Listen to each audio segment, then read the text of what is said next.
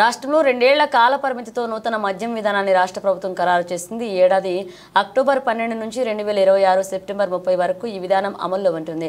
మొత్తం 3,306 మద్యం దుకాణాలకు లైసెన్సులు జారీకి సోమవారం అర్ధరాత్రి తర్వాత నోటిఫికేషన్ విడుదల చేసింది. మంగళవారం ఉదయం నుంచే దరఖాస్తుల స్వీకరణ ప్రక్రియ ప్రారంభంగానుంది. ఇక ఆఫ్లైన్ లేదా ఆన్లైన్ ద్వారా దరఖాస్తులు చేసుకోవచ్చు. ఒకే వ్యక్తి ఎన్ని దరఖాస్తులైనా పెట్టుకోవచ్చు. ఒక్కోదానికి 2 లక్షల చొప్పున నాన్ రిఫండబుల్ రుసుము చెల్లించాలని నేపథ్యంలో కొత్త విధానం అమల్లోకి వచ్చేంత వరకు ప్రస్తుతం ఉన్న ప్రభుత్వ దుకాణాలే యథాతథంగా కొనసాగనున్నాయి. ఈ మేరకు ఎక్సైజ్ శాఖ ముఖ్య కార్యదర్శి ముఖేష్ కుమార్ మీనా 5 వేర్వేరు ఉత్తర్వులు జారీ చేశారు.